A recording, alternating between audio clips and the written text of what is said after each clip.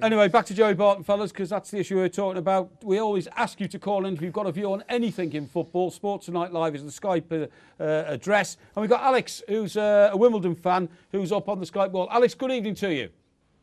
Good evening. Yeah, hello, mate. Alex, we spoke to Andrew Nixon, who's a top sports lawyer from Thomas Egger earlier on. He said, do you know what? This sounds to me like a bit of a publicity stunt from Joey Barton. I can't think of any other reason why he's issued statements about, players suing referees. Is that your view on it?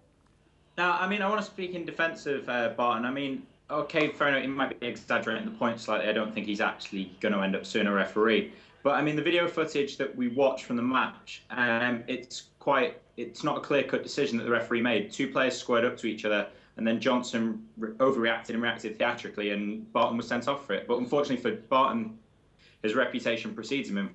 Well, that's not going to get any sympathy from referees. Yeah, but that's the point. Yeah. If he's intelligent to what he's sort of alluding to be, aspiring to be, yeah. So he's passed misdemeanors, which is probably 5 or 6 off the pitch, right? So he's been in prison for violent conduct. He's put a cigarette in someone's face. He's beaten someone up in training. Therefore, he has to conduct himself differently. So if you don't want to get sent off, don't put your head into another player's face. In a threatening gesture. Because of your past indiscretions, you are going to be judged differently. So be more intelligent and don't put yourself in that situation.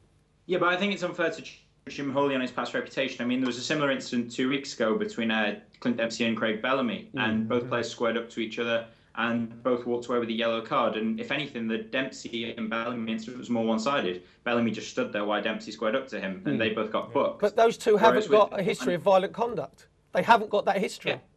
So therefore, no, but if he's trying to pretend he's intelligent with his tweets, what he is, therefore be clever, and players are going to wind you up. It's a professional game. You'll try any advantage you can to get you sent off.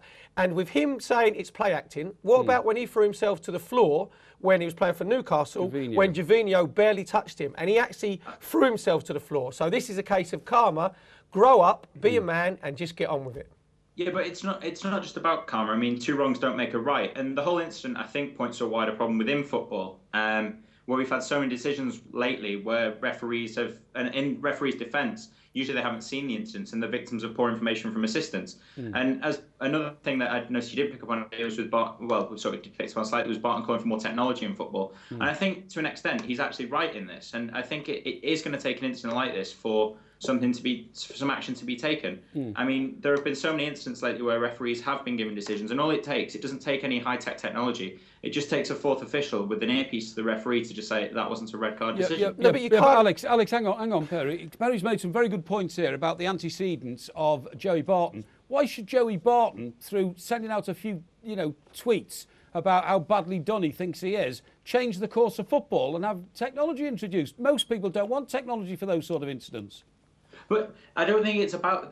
The whole thing isn't about Joey Barton. The whole thing is about. At the moment. It is. Yeah, at the moment it is. But just because Joey Barton's got this, this precedence behind him and he's had this history, doesn't mean his view should be excluded. If anything, he's been the one that's seen how this has affected him and how this has affected the sport. And I don't think it's right just to judge someone on their past character and just automatically say, sorry, Alex, we're going to throw this to one side. No, I'm really sorry. It is.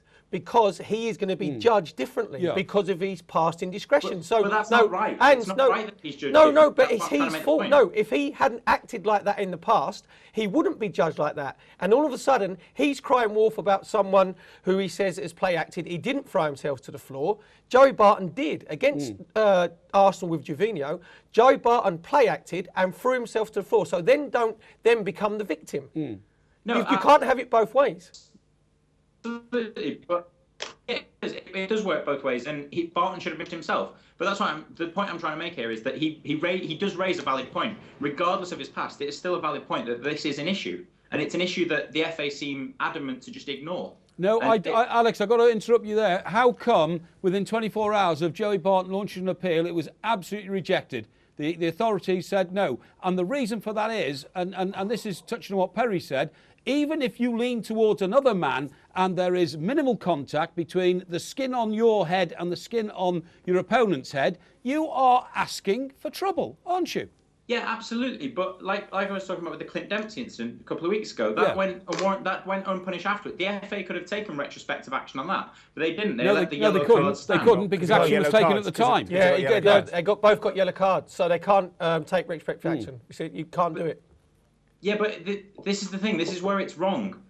The FA should be able to take retrospective action on anything they want. Yeah. If this is a disciplinary issue, they should be able to take action. No, what they're saying. It's inconsistency with officials. No, Alex, sorry. What they're saying, if the referee's seen it and acted in the game, then it can't be acted on retrospectively. It's if it goes on behind his back. I agree with you. What there should be, a referee should have that power to, if he hadn't seen the actual incident, to cite a player and say, I haven't really seen it, which Neil Swarbrick didn't see it. Joey Barton did get sent off because he's Joey Barton, but he should be able to say, I haven't seen that incident, but I'd like to look at it after the game. Sure. He should be able to. At the moment, the rules are, with the Clint Dempsey issue, they both got yellow cards. I'll tell you, but on that incident, I have to say, the referee is nearer to the incident than what the fourth official is. And it was the fourth official who made the judgment. Alex, we've got to move on, mate, but I want to thank you very much indeed for coming on and giving us your point of view. Highly intelligent analysis of the situation. Hope we'll see you up on the Skype wall again very soon. Cheers, guys. Okay, mate, thanks very much indeed.